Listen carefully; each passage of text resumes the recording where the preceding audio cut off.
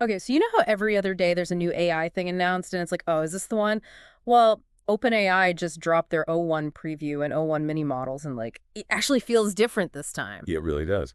And, a lot of that buzz is about the reasoning skills of these new models, especially O1 Preview. Yeah, I was kind of blown away when I saw that thing about it crushing those crazy international math Olympiad questions, like 83% accuracy compared to, what was it, 13% for GPT-4? A pretty stark contrast. Yeah, but okay, reasoning, everyone's saying that, but what does that actually look like? Like, how does that actually work in the real world? So imagine O1 is tasked with planning Thanksgiving dinner, right?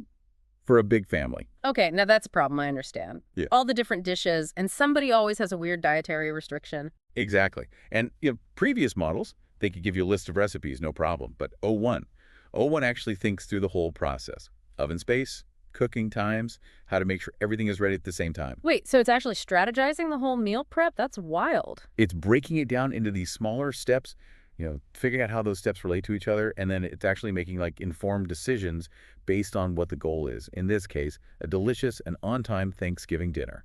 Okay, so back to that math Olympiad example. It's not just that it's good at math, it's that it gets how to think through those super complex problems in a logical way, almost like a person would. Exactly.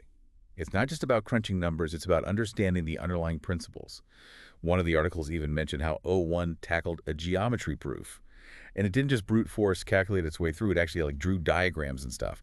Identified the relationships between the angles and the lines, used logic to get to the solution. Wow. Okay, now that is seriously impressive. But I have a feeling all this deep thought doesn't come cheap, right? You're right, there are always trade-offs. This level of reasoning, it needs a ton of computational power, which basically means using O1 is way more expensive than something like GPT-4. Ah, so this is like the high-end AI model, not something you'd use to like write a quick email, right? Yeah. I mean, you could, but it would be a bit like using a surgical laser to cut open a bag of chips. It's all about choosing the right tool for the task. And that actually brings us to a really important question. Who is this actually for? Who benefits the most from O1's capabilities? So if O1 is like this super powered AI brain, who are we hoping will actually use it? Well, it seems like the big winners here are going to be the folks tackling those crazy complex problems. The ones where you need that real aha moment of insight. Think like cutting-edge research, workcore coding challenges, anything where connecting the dots in a new way is the name of the game. So scientists, engineers, maybe even like my buddy who designs those escape rooms, people who need more than just information, they need a partner to help them actually solve something. Exactly. I think a good way to think about it is if GPT-4 is your super capable assistant, right? Like you give it instructions to get you results, O1 is more like your strategic advisor. You bring it in when you've got a seriously multifaceted problem. Okay, that makes a lot of sense. And, speaking of different tools for different tasks, we should probably talk about O1 Mini, right? Didn't OpenAI also release this slightly less intense version? Maybe a little easier on the wallet? They did.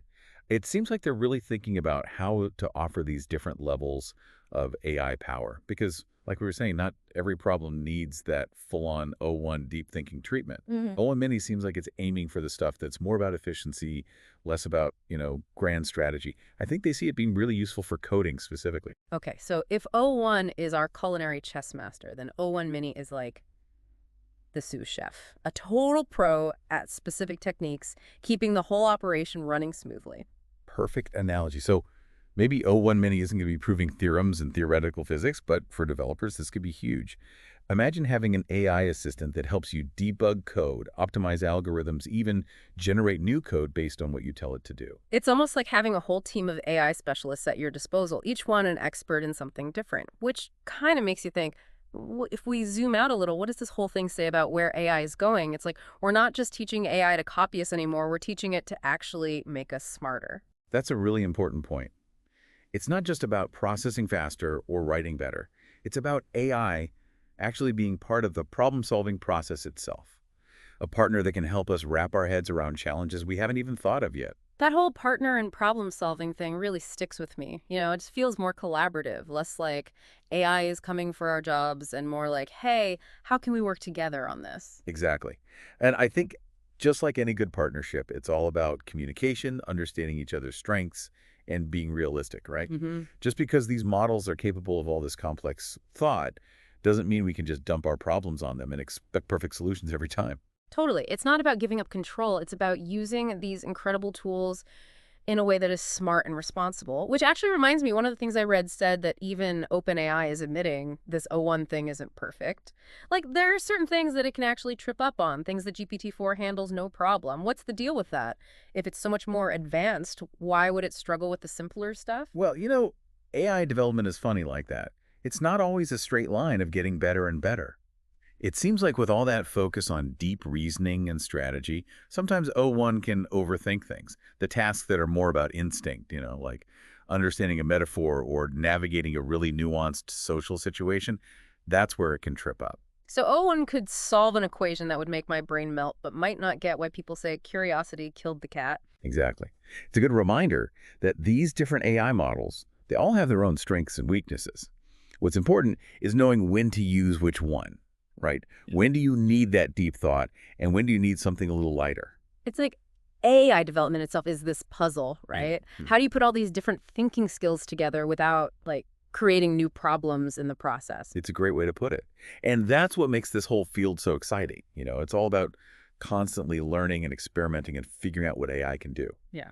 Which I think brings us to the big question for everyone listening, right? Where does this leave us? We've spent all this time on these powerful new models, O1, O1 Mini, talking about their strengths, their quirks. We've even got this whole AI as a partner thing going on. But what does it actually mean for most people? Yeah, exactly. Not everyone is out here, building rockets or whatever. So how does this impact someone who's not going to be using these AI models directly? Should they even care? I think they absolutely should. Even if you're not working with these models every day, just knowing they exist, it changes things. It changes what we think is possible.